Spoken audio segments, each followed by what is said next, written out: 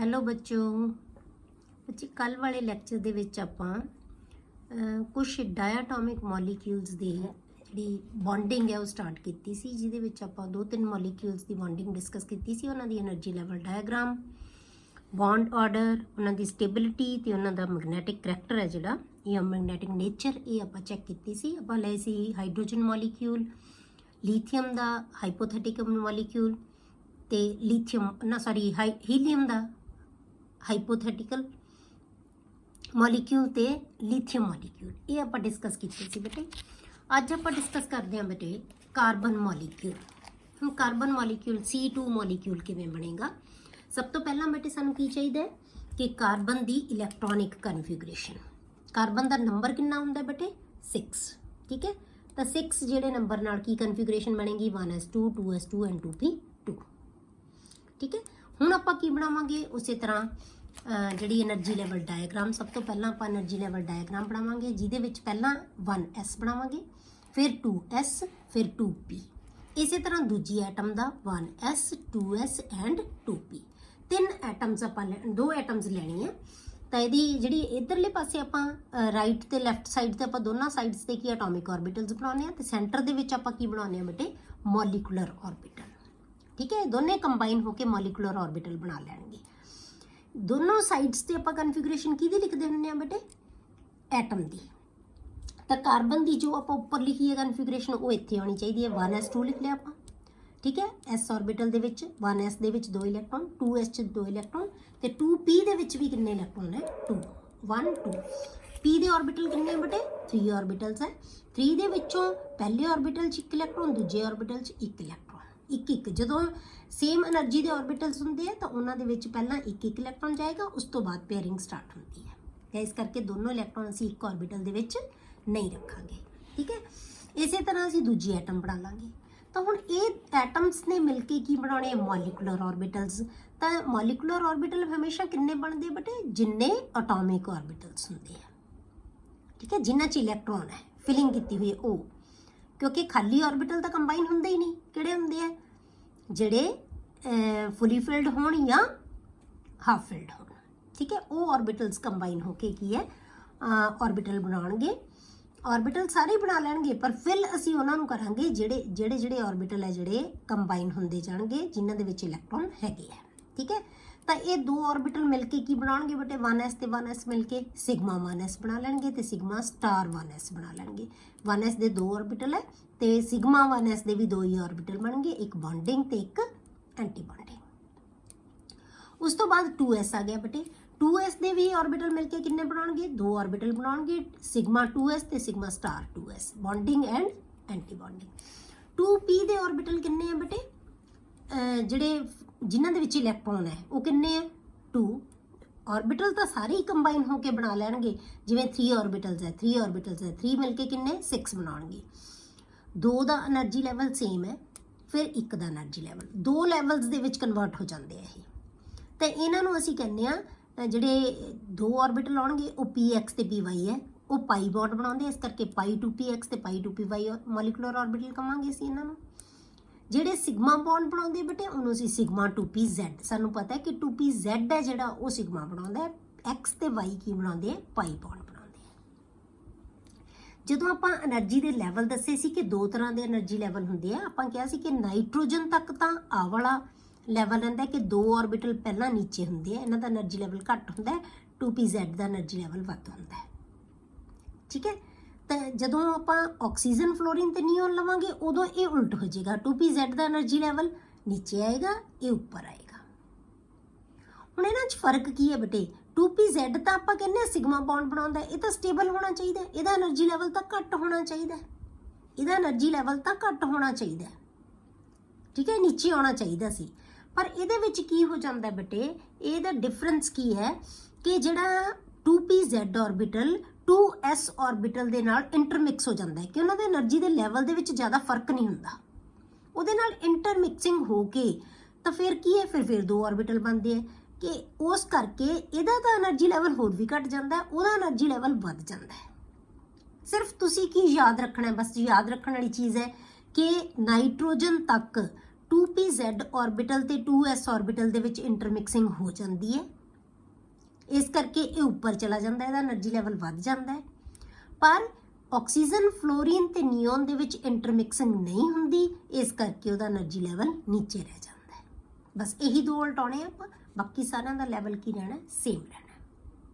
ਠੀਕ ਹੈ, ਤਾਂ ਇਹ ਤਿੰਨ ऑर्बिटल्स ਦੀ ਜਿਹੜੇ ਹੈਗੇ ਆ, ਇਹਨਾਂ ਦਾ ਤਿੰਨਾਂ ਦਾ ਲੈਵਲ ਸੇਮ ਨਹੀਂ ਰਹਿੰਦਾ। ਜਿਵੇਂ ਐਟੋਮਿਕ ऑर्बिटल्स ਦਾ p ਦੇ ਤਿੰਨਾਂ ਦਾ ਲੈਵਲ ਹੈ ਜਿਹੜਾ ਉਹ ਕੀ ਹੈ, ਸੇਮ ਹੈ। ਇਹਦੇ ਚ p ਦੇ ਤਿੰਨਾਂ ਦਾ ਲੈਵਲ ਸੇਮ ਨਹੀਂ ਰਹਿੰਦਾ। ਪਾਈ ਬੌਂਡ ਵਾਲਿਆਂ ਦਾ ਲੈਵਲ ਅਲੱਗ ਹੋ ਜਾਂਦਾ ਹੈ ਤੇ ਜ਼ੈਡ ਬੌਂਡ ਵਾਲੇ ਦਾ ਸਿਗਮਾ ਬੌਂਡ ਵਾਲੇ ਦਾ ਅਲੱਗ ਹੋ ਜਾਂਦਾ ਹੈ। ਠੀਕ ਹੈ, 2px ਤੇ 2py ਇਹ ਇਕੁਅਲ ਹੈ ਕਿਉਂਕਿ ਇਹ ਸੇਮ ਲੈਵਲ ਦੇ ਉੱਤੇ ਹੈ। ਤੇ 2pz ਉੱਪਰਲੇ ਲੈਵਲ ਤੇ ਆ ਗਿਆ, ਇਹ ਤਾਂ ਸਿੰਗਲ ਇਲੈਕਟ੍ਰੋਨ ਹੈ। ਇਸੇ ਤਰ੍ਹਾਂ ਆਪਾਂ ਪਾਈ ਸਟਾਰ 2px ਤੇ ਪਾਈ ਸਟਾਰ 2py ਇਹਨਾਂ ਦਾ ਲੈਵਲ ਇੱਕੋ ਹੀ ਹੈ। ਉਸ ਤੋਂ ਬਾਅਦ ਸਭ ਤੋਂ ਜਿਹੜਾ ਉੱਪਰ ਟੌਪ ਤੇ ਆਉਂਦਾ ਉਹ ਸਿਗਮਾ ਸਟਾਰ 2pz ਆਉਂਦਾ ਹੈ, ਜਿਹਦਾ એનર્ਜੀ ਲੈਵਲ ਸਭ ਤੋਂ ਜ਼ਿਆਦਾ ਹੈ ਕਿਉਂਕਿ ਇਹ 3 ऑर्बिटल है। ठीक है, ये 3 ऑर्बिटल है। 3 ऑर्बिटल ਤੇ 3 ऑर्बिटल ਮਿਲ ਕੇ ਕਿੰਨੇ ਬਣਾਉਣਗੇ, 6 ऑर्बिटल। ਇਹ ਤਾਂ ਚਾਹੇ ਫਿਲਡ ਹੋਣ ਨਾ ਫਿਲਡ ਹੋਣ, ਇਹਨਾਂ ਨੇ ऑर्बिटल ਤਾਂ ਆਪਾਂ ਸ਼ੋ ਕਰਨੇ ਹੀ ਕਰਨੇ ਹੈ। ਜਦੋਂ ਆਪਾਂ ਸ਼ੁਰੂ ਕੀਤਾ ਸੀ ਬੇਟੇ ਤਾਂ ਆਪਾਂ ਖਾਲੀ ऑर्बिटल ਹੀ ਬਣਾਏ ਸੀ ਸਾਰਿਆਂ 'ਚ, ਫਿਲਿੰਗ ਤਾਂ ਅਸੀਂ ਬਾਅਦ 'ਚ ਕਰਦੇ ਹਾਂ। ਠੀਕ ਹੈ, ਫਿਲਿੰਗ ਤਾਂ ਆਪਾਂ ਬਾਅਦ 'ਚ ਕਰਾਂਗੇ, ਫਿਲ ਅਸੀਂ ਉਹਨਾਂ ਨੂੰ ਕਰਾਂਗੇ ਜਿੰਨੇ ਕਿ ਸਾਡੇ ਕੋਲੇ ਇਲੈਕਟ੍ਰੋਨ ਹੋਣਗੇ।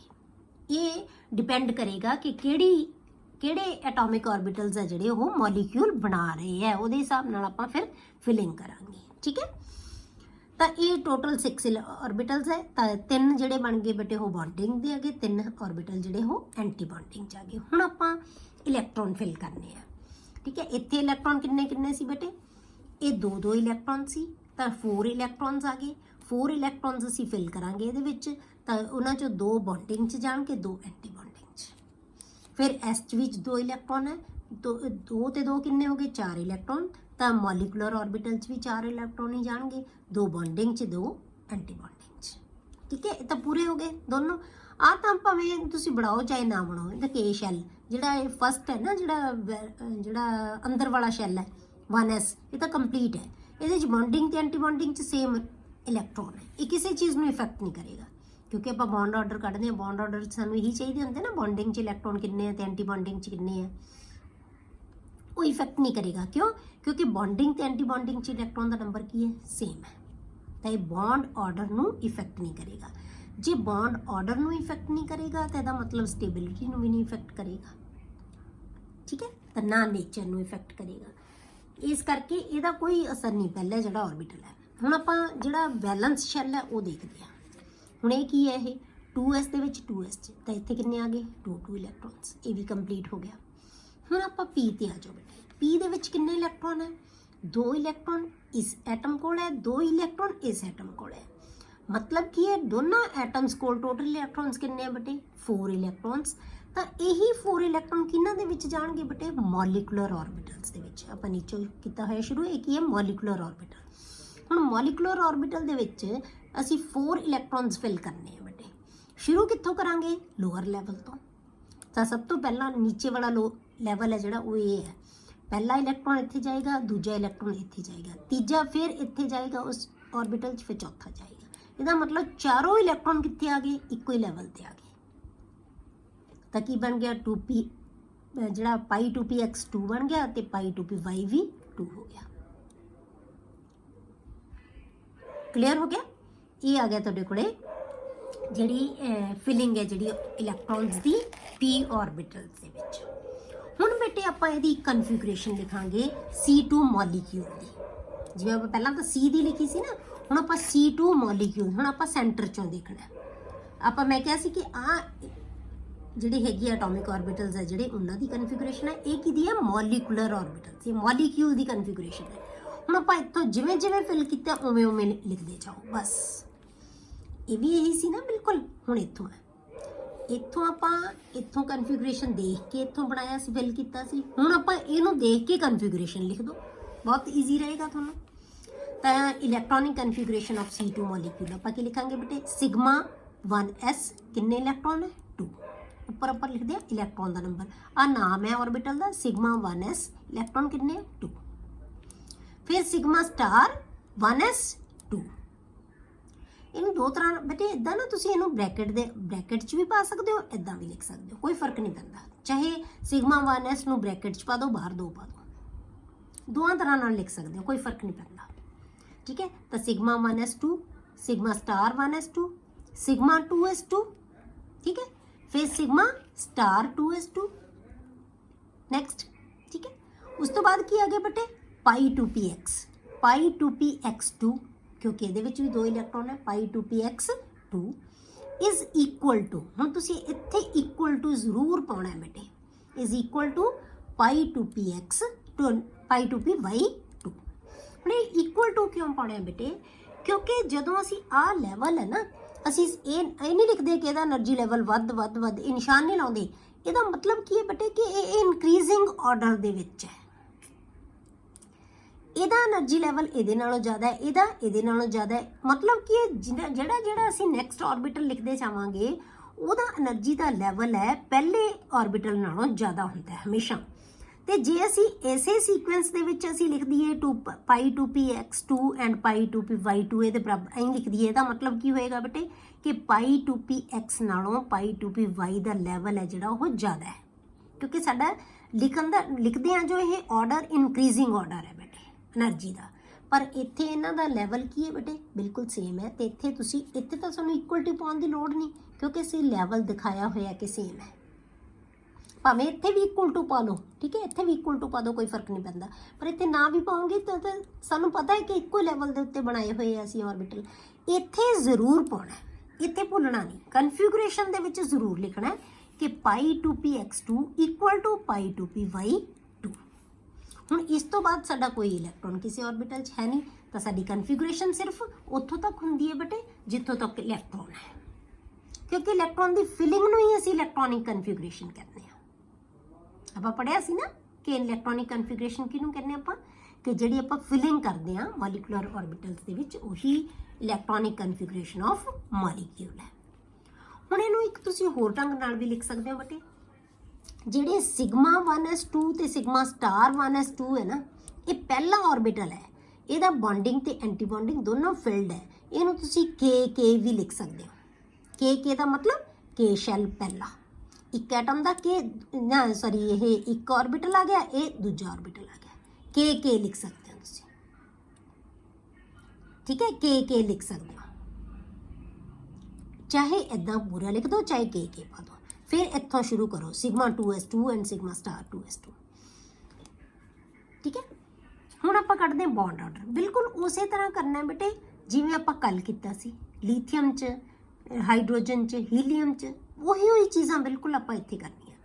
ਤਾਂ ਆਪਾਂ ਹੁਣ ਦੇਖਦੇ ਹਾਂ ਸਟੇਬਿਲਿਟੀ ਆਫ ਮੋਲੀਕਿਊਲ। ਹੁਣ ਸਟੇਬਿਲਿਟੀ ਮੋਲੀਕਿਊਲ ਦੀ ਪਹਿਲਾਂ ਕੱਢਾਂਗੇ ਅਸੀਂ ਇਹਦਾ ਬੌਂਡ ਆਰਡਰ ਕਿਵੇਂ ਕੱਢਿਆ ਜਾਂਦਾ ਬੇਟੇ, number of electrons in bonding molecular orbital minus electrons in anti-bonding divided by 2। ਹੁਣ ਬੌਂਡਿੰਗ ਦੇ ਵਿੱਚ ਇਲੈਕਟ੍ਰੋਨ ਕਿੱਥੋਂ ਗਿਣਾਂਗੇ ਅਸੀਂ, ਚਾਹੇ ਤਾਂ ਇੱਥੋਂ ਗਿਣ ਲਓ, 2 4 + 2 6 + 2 8 electrons in bonding molecular orbital। Anti bonding 'ਚ ਕਿੰਨੇ ਬੇਟੇ 2 + 2 4। ਚਾਹੇ ਤੁਸੀਂ ਕਨਫਿਗੂਰੇਸ਼ਨ ਤੋਂ ਗਿਣ ਲਓ, ਇੱਥੋਂ ਵੀ ਦੇਖ ਸਕਦੇ ਹੋ ਤੁਸੀਂ। ਠੀਕ ਹੈ, ਤਾਂ ਆਪਾਂ ਕੀ ਦੇਖਾਂਗੇ ਬੌਂਡਿੰਗ 'ਚ 2 + 2 4 + 2 6 + 2 8। ਜਿਹੜੇ ਸਟਾਰ ਵਾਲੇ ਆ ਉਹ ਐਂਟੀ ਬੌਂਡਿੰਗ, ਉਹ ਕਿੰਨੇ ਆ 2 + 2 4, 8 - 4 / 2 ਕਿੰਨਾ ਆ ਗਿਆ 2। ਬੌਂਡ ਆਰਡਰ ਇਹਦਾ ਕਿੰਨਾ ਆਇਆ 2, ਇਹਦਾ ਮਤਲਬ ਪੋਜ਼ਿਟਿਵ ਹੈ, ਇਹ 0 ਤੋਂ ਵੱਧ ਵੈਲਿਊ ਹੈ, ਤਾਂ ਇਹਦਾ ਮਤਲਬ ਮੋਲੀਕਿਊਲ ਇਜ਼ ਸਟੇਬਲ। ਤਾਂ ਮੋਲੀਕਿਊਲ ਕੀ ਹੋਏਗਾ ਬੇਟੇ ਸਟੇਬਲ ਹੋਏਗਾ, ਕਿਉਂਕਿ ਇਹਦਾ ਬੌਂਡ ਆਰਡਰ ਪੋਜ਼ਿਟਿਵ ਆਇਆ। ਉਸ ਤੋਂ ਬਾਅਦ ਆਪਾਂ ਨੇਚਰ ਦੇਖਣੀ ਹੈ ਇਹਦੀ। ਨੇਚਰ ਕੀ ਹੈ ਇਹਦੀ, ਕਿਉਂਕਿ ਸਾਰੇ ਆਰਬਿਟਲ ਹੈ ਜਿਹੜੇ ਉਹ ਕੀ ਹੈ ਫੁਲੀ ਫਿਲਡ ਹੈ, ਕਿਸੇ 'ਚ ਵੀ ਅਨਪੇਅਰਡ ਇਲੈਕਟ੍ਰੋਨ ਹੈ ਨਹੀਂ, ਤਾਂ ਇਹਦਾ ਮਤਲਬ ਇਹਦੀ ਨੇਚਰ ਕੀ ਹੋਗੀ ਡਾਇਆਮੈਗਨੈਟਿਕ, ਸਿੰਸ ਆਲ ਦਾ ਮੋਲੀਕੂਲਰ ਆਰਬਿਟਲਸ ਆਰ ਫਿਲਡ। ਸਾਰੇ ਮੋਲੀਕੂਲਰ ਆਰਬਿਟਲਸ ਹੈ ਜਿਹੜੇ ਉਹ ਫਿਲਡ ਹੈ, ਇਸ ਕਰਕੇ ਦੀ ਨੇਚਰ ਹੈ ਜਿਹੜੀ ਮੋਲੀਕਿਊਲ ਦੀ ਕੀ ਹੋਏਗੀ ਡਾਇਆਮੈਗਨੈਟਿਕ। ਠੀਕ ਹੈ, ਨੈਕਸਟ ਕਰਦੇ ਹਾਂ ਆਪਾਂ ਬੇਟੇ ਨਾਈਟ੍ਰੋਜਨ ਮੋਲੀਕਿਊਲ। ਹੁਣ ਨਾਈਟ੍ਰੋਜਨ ਮੋਲੀਕਿਊਲ ਕੇ ਬਿਲਕੁਲ ਸੇਮ ਇਸੇ ਤਰ੍ਹਾਂ ਬਿਲਕੁਲ ਉਹੀ એનર્ਜੀ ਲੈਵਲ ਡਾਇਗਰਾਮ ਹੈ। ਫਰਕ ਕਿਹਦਾ ਆਏਗਾ ਬੇਟੇ, ਕਨਫਿਗੂਰੇਸ਼ਨ 'ਚ ਫਰਕ ਆ ਜਾਏਗਾ ਤੇ ਨੰਬਰ ਜਿਹੜੀ ਇਲੈਕਟ੍ਰੋਨ ਦੀ ਫਿਲਿੰਗ ਹੈ ਉਹਨਾਂ 'ਚ, ਮਤਲਬ ਕਿ ਕਨਫਿਗੂਰੇਸ਼ਨ ਫਰਕ ਹੈ। ਜੇ ਕਨਫਿਗੂਰੇਸ਼ਨ ਫਰਕ ਹੈ ਤਾਂ ਇਹਦੀ ਜਿਹੜੀ ਹੈਗੀ ਹੈ ਇੱਥੇ ਆਰਬਿਟਲਸ ਹੈ ਜਿਹੜੇ એનર્ਜੀ ਲੈਵਲ ਦੇ ਵਿੱਚ ਉਹ ਡਿਫਰੈਂਟ ਥੋੜੇ ਹੋਣਗੇ, दिखाने भरने फिल करने, अदरवाइज लैवल उही है, नाइट्रोजन तक सेम रहना है, कोई फर्क नहीं करना असी। तो सब तो पहला आपां सीक्वेंस तुहानूं इन्नियां डायग्राम्स बनवा देनियां बेटे, मैं तुहानूं याद हो जाना है सारा। सब तो पहला आपां की लिखना है, इलैक्ट्रॉनिक कन्फिगरेशन किहदी लिखांगे, नाइट्रोजन दी। की आएगा 1s2 2s2 and 2p3। 7 number हुंदा है, नाइट्रोजन का नंबर कितना हुंदा है 7। तो की आएगा 1s2 2s2 2p3। हुण आपां एनर्जी लैवल डायग्राम बनाने हैं। कित्थों स्टार्ट करना है, हमेशा 1s तो, फिर 2s, फिर 2p। बनाउण वेले बेटे तुसीं की करो, शुरू कर दो इत्थों ऊपर तो शुरू कर लिया करो, क्योंकि पहला 2p बना दो, इनू बनाना फिर नीचे नूं आंदे जाओ, ताकि सानूं पता लग जाए। जे नीचे शुरू करांगे तुहानूं पता नहीं लगूगा कित्थे तक जाओगे। पहला 2p बना दो, फिर 2s बना दो, फिर 1s बना दो। अदरवाइज आपां शुरू इत्थों होनी है, ठीक है। ये की है एटॉमिक ऑर्बिटल, ये भी की है एटॉमिक ऑर्बिटल, ये n बन गया, ये मॉलिक्यूल, ये मॉलिकुलर ऑर्बिटल्स। हुण कन्फिगरेशन, नाइट्रोजन की कन्फिगरेशन, आ नाइट्रोजन की कन्फिगरेशन है, ठीक है। इनू आपां कित्थे लिखना है, साइड ते। तां की लिखांगे 1s2 2s2 एंड 2p3। ये भी नाइट्रोजन है, ਇਹਦੀ कन्फिगरेशन भी असीं इदां ही लिखांगे 1s2 2s2 एंड 2p3, ठीक है। हुण आपां मॉलिकुलर ऑर्बिटल बनाने आ। दो है 1s दे तो दो ही बनणगे, bonding and anti bonding. s दे भी दो है, 2s दे भी दो है तो दो ही बनणगे, बॉन्डिंग एंड एंटी बॉन्डिंग। नाम वही रहेगा, सिर्फ सिग्मा बॉन्ड जिहड़ा हैगा वो नाल बन जाएगा, सिग्मा 2s। ये 3 ऑर्बिटल है, तो ये कितने बनणगे, दोनों के 3 है, 6 ऑर्बिटल, 6 ही बनणगे मॉलिकुलर ऑर्बिटल। 3 उन्हां दे विचों बॉन्डिंग तो 3 एंटी बॉन्डिंग। लैवल उही रहेगा, 2px ते 2py का लोअर लैवल है, 2pz का उपर है, क्योंकि ये भी जी इंटरमिक्सिंग आ हो रही है, ठीक है। हुण आपां इलैक्ट्रॉन की फिलिंग करते हैं। ये कोल कितने इलैक्ट्रॉन है 2, ये कोल कितने बेटे 2, टोटल इलैक्ट्रॉन 4। तो मॉलिकुलर ऑर्बिटल्स दे विच कितने इलैक्ट्रॉन आने हैं, 4 आउणगे। 2 आ गए बॉन्डिंग च ते 2 आ गए एंटी बॉन्डिंग च। हुण आ गए 2s दे विच कितने कितने इलैक्ट्रॉन है 2 2, टोटल इलैक्ट्रॉन 4। 2 बॉन्डिंग च 2 एंटी बॉन्डिंग च। मतलब नीचे तो भरना शुरू कर दो, ऊपर तक फिर चले जाओ जिन्ने भी इलैक्ट्रॉन टोटल है। हुण 2p दे विच 3 इलैक्ट्रॉन्स, 2p दे विच 3 इलैक्ट्रॉन्स, टोटल इलैक्ट्रॉन 6। हुण आपां मॉलिकुलर ऑर्बिटल्स दे विच p दे विच बेटे 6 इलैक्ट्रॉन्स फिल करने हैं। तो कित्थों स्टार्ट करांगे, इत्थों। First electron, second electron, third electron, fourth electron. तो 4 इलैक्ट्रॉन कित्थे चले गए बेटे 2px ते 2py च। कितने बच गए 2, क्योंकि टोटल 6 है। 2 दोनों कित्थे जाणगे बेटे, सिग्मा 2pz दे विच। कार्बन दे विच साडे तो इत्थे ही रह गए सी, क्योंकि एक कार्बन कोल 1 इलैक्ट्रॉन वधिया ते 2 नाइट्रोजन कोल 1 इलैक्ट्रॉन वधिया है, तो 2 नाइट्रोजन कोल किन्ने 2 इलैक्ट्रॉन वध जाणगे, वो दोनों कित्थे जाणगे 2pz दे विच। हुण आपां इहदी बेटे कन्फिगरेशन लिखांगे। कन्फिगरेशन की बनती है, electronic configuration of nitrogen and 2 molecule. के पा दो, चाहे लिखो sigma 1s2 sigma star 1s2, उस तो बाद sigma 2s2 sigma star 2s2, फिर पाई 2px2 इक्वल टू, उत्थे इक्वल टू जरूर पाना है बेटे, इक्वल टू पाई 2py, फिर सिग्मा 2pz। ये इक्वल टू नहीं पाना, ये हायर लैवल ते है, बस हम तो लैवल इंक्रीजिंग है सारा। फिर क्या आएगा सिग्मा 2pz2, क्योंकि एच भी 2 इलैक्ट्रॉन है। एक ही बन गई बेटे दी कन्फिगरेशन। फिलिंग सही कर दो बेटे, कन्फिगरेशन तो इन्हू देख के बस इधरों सेंटर तो नीचे तो लग जाओ, ऊपर तक लिख दे जाओ, ये कन्फिगरेशन बन जानी है मॉलिक्यूल की। हुण आपां कढना है बेटे बॉन्ड ऑर्डर। बॉन्ड ऑर्डर वास्ते सानू की चाहिए है, बॉन्डिंग ते एंटी बॉन्डिंग दे विच इलैक्ट्रॉन दा नंबर। बॉन्डिंग च गिनो 2 4 6 10 8 एंड 10। 2, ठीक है, कितों स्टार्ट करना है 2 4 6 8 एंड 10। तो बॉन्डिंग च इलैक्ट्रॉन कितने आ गए बेटे 10। हुण आपां किहनूं कढने हैं एंटी बॉन्डिंग च। एंटी बॉन्डिंग च कितने हैं बेटे 2 + 2, एंटी बॉन्डिंग 4 ही है। 10 - 4 डिवाइडेड बाय 2, ਤਾਂ ਕਿੰਨਾ ਆ ਗਿਆ 6/2 ਆ ਗਿਆ 3 ਆ ਗਿਆ। ਤਾਂ ਇਹਦਾ ਮਤਲਬ ਬੌਂਡ ਆਰਡਰ ਹੈ ਨਾਈਟ੍ਰੋਜਨ ਦੇ ਵਿੱਚ ਉਹ ਕੀ ਹੈ 3। ਸਾਨੂੰ ਵੈਸੇ ਵੀ ਪਤਾ ਹੈ ਕਿ ਨਾਈਟ੍ਰੋਜਨ ਦੇ ਵਿੱਚ ਟ੍ਰਿਪਲ ਬੌਂਡ ਹੁੰਦਾ ਹੈ ਕਿਉਂਕਿ ਇਹ ਬੌਂਡ ਆਰਡਰ ਪੋਜ਼ਿਟਿਵ ਹੈ 0 ਤੋਂ ਵੱਧ ਹੈ, ਇਸ ਕਰਕੇ ਮੋਲੀਕਿਊਲ ਹੈ ਜਿਹੜਾ ਉਹ ਕੀ ਹੈ ਸਟੇਬਲ ਮੋਲੀਕਿਊਲ ਹੈ। ਆਪਾਂ ਕਿਹਾ ਸੀ ਕਿ ਬੌਂਡ ਆਰਡਰ 0 ਹੋਵੇ ਜਾਂ ਨੈਗੇਟਿਵ ਹੋਵੇ ਤਾਂ ਅਨਸਟੇਬਲ ਹੋਏਗਾ, ਜੇ ਬੌਂਡ ਆਰਡਰ ਪੋਜ਼ਿਟਿਵ ਹੁੰਦਾ ਹੈ ਮਤਲਬ 0 ਤੋਂ ਵੱਧ ਵੈਲਿਊ ਆਉਂਦੀ ਹੈ ਤਾਂ ਹਮੇਸ਼ਾ ਸਟੇਬਲ ਹੋਏਗਾ ਮੋਲੀਕਿਊਲ। ਤਾਂ ਇਹ ਮੋਲੀਕਿਊਲ ਕੀ ਹੈ ਸਟੇਬਲ ਹੈ since bond order is positive. ਹੁਣ ਨੇਚਰ ਇਜ਼ ਡਾਇਮੈਗਨੈਟਿਕ ਕਿਉਂਕਿ ਸਾਰੇ ਦੇ ਸਾਰੇ ਆਰਬਿਟਲ ਕੀ ਹੈ ਬੇਟੇ ਫੁੱਲੀ ਫਿਲਡ। ਨੀਚੇ ਤਾਂ ਫਿਲਡ ਹੋਣੇ ਹੀ ਹੋਣੇ ਆ, ਲਾਸਟ ਵਾਲੇ ਤੋਂ ਪਤਾ ਲੱਗੇਗਾ ਕਿਉਂਕਿ ਜੇ ਹਾਫ ਫਿਲਡ ਹੋਇਆ ਤਾਂ ਇਹੀ ਹੋ ਸਕਦਾ ਨਾ, ਪਿਛਲੇ ਤਾਂ ਹੋ ਨਹੀਂ ਸਕਦੇ ਇਹਦੀ ਪ੍ਰੈਜ਼ੈਂਸ ਦੇ ਵਿੱਚ। ਤਾਂ ਇਹ ਕੀ ਆਏਗਾ ਡਾਇਮੈਗਨੈਟਿਕ ਕਿਉਂਕਿ ਸਾਰੇ ਦੇ ਸਾਰੇ ਆਰਬਿਟਲਸ ਆ ਉਹ ਕੀ ਹੈ ਫੁੱਲੀ ਫਿਲਡ ਹੁੰਦੇ। ਠੀਕ ਹੈ, ਹੁਣ ਇਹਦੇ ਵਿੱਚ ਨਾਈਟ੍ਰੋਜਨ ਦੇ ਵਿੱਚ ਬੇਟੇ ਆਪਾਂ ਇੱਕ ਚੀਜ਼ ਕਰਨੀ ਹੈ ਕਿ ਨਾਈਟ੍ਰੋਜਨ ਮੋਲੀਕਿਊਲ ਦਾ ਆਪਾਂ ਕੰਪੈਰੀਜ਼ਨ ਕਰਨਾ ਹੈ ਉਹਦੇ ਆਇਨਸ ਦੇ ਨਾਲ। ਠੀਕ ਹੈ, comparison of relative stabilities of N2, N2 positive, N2 negative and N2 2 negative। ਮਤਲਬ ਆਪਾਂ 3 ਆਇਨਸ ਦਾ ਇਹਦੇ ਮੋਲੀਕਿਊਲ ਦੇ ਨਾਲ ਕੰਪੈਰੀਜ਼ਨ ਕਰਾਂਗੇ ਉਹਦੀਆਂ ਸਟੇਬਿਲਿਟੀਜ਼ ਦਾ। ਠੀਕ ਹੈ, ਤਾਂ ਆਪਾਂ ਕੀ ਲਵਾਂਗੇ N2 ਤਾਂ ਆਪਾਂ ਕਰ ਚੁੱਕੇ, N2 positive, N2 negative, N2 2 negative. ਹੁਣ ਆਪਾਂ ਡਾਇਆਗ੍ਰਾਮਸ ਨਹੀਂ ਬਣਾਉਣੀਆਂ ਬੇਟੇ ਬਾਰ-ਬਾਰ, ਡਾਇਗਰਾਮਸ ਨਹੀਂ ਬਣਾਵਾਂਗੇ, ਆਪਾਂ ਬੌਂਡ ਆਰਡਰ ਦੇ ਬੇਸ ਤੇ ਕੱਢਾਂਗੇ। ਹੁਣ ਤੁਸੀਂ ਕੀ ਯਾਦ ਰੱਖਣਾ ਹੈ ਕਿ ਜਿਹੜੇ ਮੋਲੀਕਿਊਲ ਜਾਂ ਆਇਨ ਦਾ ਬੌਂਡ ਆਰਡਰ ਜ਼ਿਆਦਾ ਹੋਏਗਾ ਤਾਂ ਉਹਦੀ ਸਟੇਬਿਲਿਟੀ ਉਨੀ ਜ਼ਿਆਦਾ ਹੋਏਗੀ ਕਿਉਂਕਿ ਜਿੰਨਾ ਬੌਂਡ ਆਰਡਰ ਜ਼ਿਆਦਾ ਹੈ ਬੇਟੇ ਬੌਂਡ ਦੀ ਸਟਰੈਂਥ ਉਨੀ ਜ਼ਿਆਦਾ ਹੋਏਗੀ, ਉਹਨਾਂ ਮੋਲੀਕਿਊਲ ਕੀ ਹੋਏਗਾ ਜਾਂ ਆਇਨ ਸਟੇਬਲ ਹੋਏਗਾ।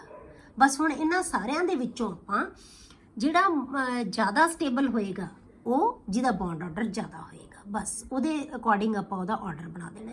ਇਹਦਾ ਮਤਲਬ ਸਾਨੂੰ ਕੀ ਚਾਹੀਦਾ ਹੈ ਸਾਰਿਆਂ ਦੀ ਅਸੀਂ ਕਨਫੀਗਰੇਸ਼ਨ ਲਿਖਾਂਗੇ, ਕਨਫੀਗਰੇਸ਼ਨ ਲਿਖਣ ਨਾਲ ਬੇਟੇ ਅਸੀਂ ਉਹਦਾ ਬੌਂਡ ਆਰਡਰ ਕੈਲਕੂਲੇਟ ਕਰ ਸਕਦੇ ਹਾਂ, ਤਾਂ ਆਪਾਂ ਬੌਂਡ ਆਰਡਰ ਕੱਢ ਲਾਂਗੇ। ਠੀਕ ਹੈ, ਇਹਨਾਂ ਨੂੰ ਆਪਾਂ ਹੁਣ ਦੇਖਦੇ ਹਾਂ। ਸਭ ਤੋਂ ਪਹਿਲਾਂ ਸਾਡੇ ਕੋਲ ਕੀ ਹੈ ਨਾਈਟ੍ਰੋਜਨ ਮੋਲੀਕਿਊਲ।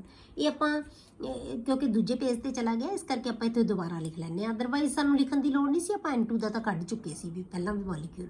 ਇਹਦੀ ਕਨਫੀਗਰੇਸ਼ਨ ਲਿਖ ਲਓ, sigma 1s2 sigma star 1s2 sigma 2s2 star 2s2 pi 2px2 pi equal to pi 2py2 and sigma 2pz2।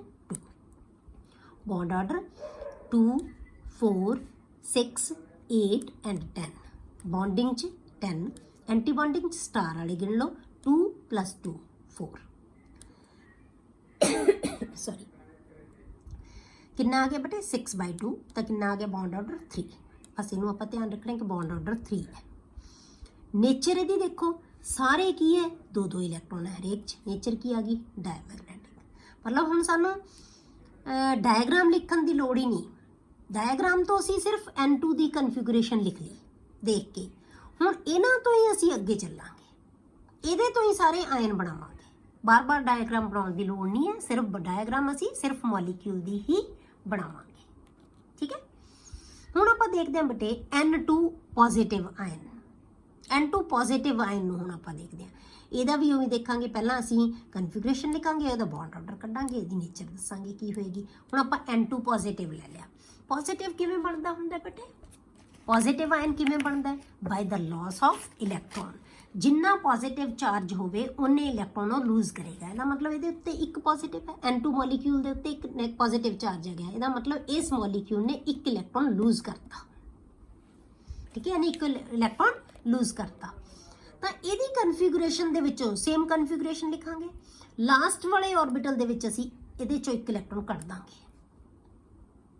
ਠੀਕ ਹੈ, ਲਾਸਟ ਵਾਲੇ ਇਲੈਕਟ੍ਰੋਨ ਚੋਂ ਇੱਕ ਇਲੈਕਟ੍ਰੋਨ ਰਿਮੂਵ ਕਰ ਦਾਂਗੇ, ਕਿਉਂਕਿ ਜਿਹੜਾ ਇਲੈਕਟ੍ਰੋਨ ਰਿਮੂਵ ਕਰਦੀ ਹੈ ਕੋਈ ਐਟਮ ਜਾਂ ਮੋਲੀਕਿਊਲ ਕਿੱਥੋਂ ਕਰਦਾ ਹੈ? ਲਾਸਟ ਜਿਹੜਾ ਜਿੱਥੇ ਅਸੀਂ ਲਾਸਟ ਫਿਲ ਕਰਦੇ ਹਾਂ। ਅਸੀਂ ਫਿਲ ਕਿੱਥੇ ਕੀਤਾ ਸੀ ਲਾਸਟ ਇਲੈਕਟ੍ਰੋਨ? 2pz ਦੇ ਵਿੱਚ, ਤਾਂ ਇੱਥੋਂ ਹੀ ਇਲੈਕਟ੍ਰੋਨ ਰਿਮੂਵ ਹੋਏਗਾ। ਠੀਕ ਹੈ, ਇੱਥੋਂ ਹੀ ਇਲੈਕਟ੍ਰੋਨ ਰਿਮੂਵ ਹੋਏਗਾ। ਤਾਂ ਇਹ ਕੀ ਹੈ ਜਿਹੜਾ ਹਾਇਰ ਲੈਵਲ ਤੇ ਹੈ, ਇਹਦੇ ਚੋਂ ਇਲੈਕਟ੍ਰੋਨ ਅਸੀਂ ਰਿਮੂਵ ਕਰ ਦਾਂਗੇ। ਬਾਕੀ ਸਾਰੀ ਕਨਫੀਗਰੇਸ਼ਨ ਕੀ ਹੈ ਬੇਟੇ? ਸੇਮ, ਬਿਲਕੁਲ ਸੇਮ। ਇੱਥੇ 2pz2 ਸੀ, ਇੱਥੇ ਕੀ ਰਹਿ ਗਿਆ? 2pz1 ਰਹਿ ਗਿਆ। ਠੀਕ ਹੈ, ਇੱਥੇ ਕੀ ਆ ਗਿਆ? 1 ਰਹਿ ਗਿਆ। ਹੁਣ ਆਪਾਂ ਇਹਦਾ ਬੌਂਡ ਆਰਡਰ ਕੱਢਾਂਗੇ। ਬੌਂਡ ਆਰਡਰ ਕੱਢਣ ਵਾਸਤੇ ਤੁਸੀਂ ਇੱਕੋ ਹੀ ਚੀਜ਼ ਧਿਆਨ ਕਰਨੀ ਹੈ ਬੇਟੇ कि जे तुसी इलैक्ट्रॉन रिमूव बॉन्डिंग चो कर रहे हो तो बॉन्ड ऑर्डर हमेशा घटेगा। जे तुसी इलैक्ट्रॉन रिमूव एंटी बॉन्डिंग चो करोगे तो बॉन्ड ऑर्डर बढ़ेगा, क्योंकि इन्हां दोनों चीज़ों 'ਚ फर्क है ना। जे इहदे चो कड्डोगे तो बॉन्ड ऑर्डर घटेगा, जे इहदे चो कड्डोगे तो बॉन्ड ऑर्डर बढ़ेगा।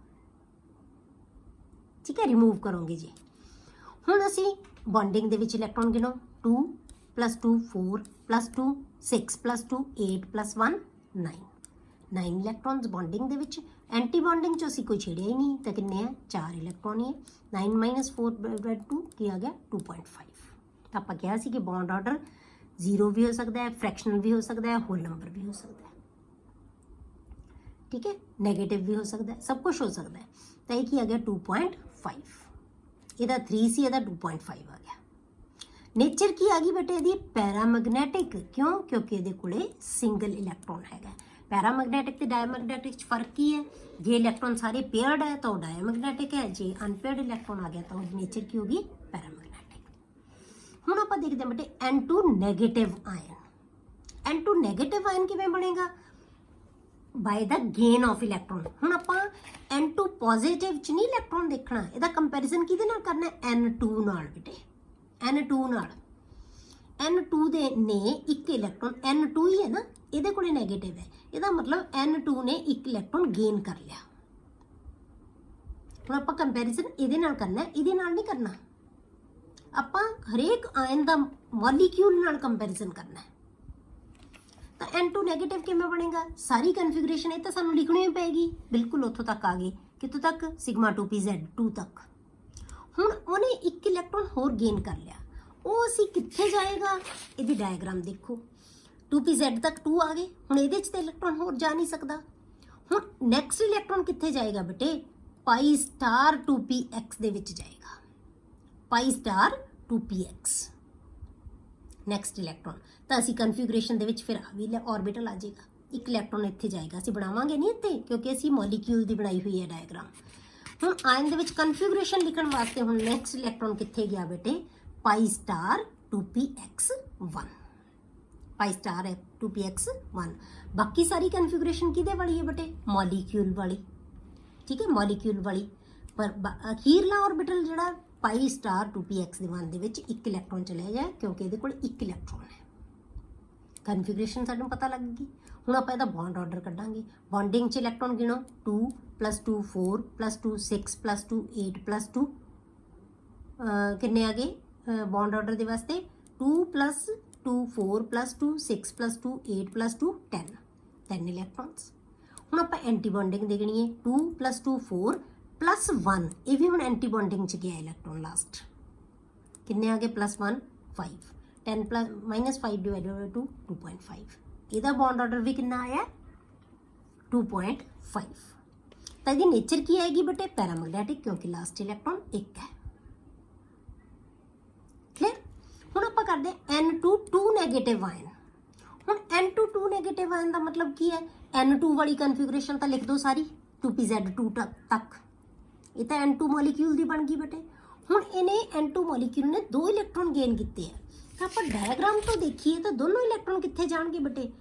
2 इलैक्ट्रॉन इहदे च तां आ नहीं सकते, क्योंकि एनर्जी लैवल सेम है। तो दोनों दे विच एक एक इलैक्ट्रॉन जाएगा। तो एक इलैक्ट्रॉन π*2px ते दूजा इलैक्ट्रॉन π*2py। एक नैगेटिव नाल तो इत्थे आ गया सी इलैक्ट्रॉन। हुण अगला इलैक्ट्रॉन 2py च जाएगा, क्योंकि दोनों का एनर्जी लैवल की है बेटे? सेम है। ठीक है, दोनों का एनर्जी लैवल है जिहड़ा वो की है? सेम है। हुण आपां कि इहदी कन्फिगरेशन लिख ली। σ*2pZ तक तो सेम आ गई नाइट्रोजन की।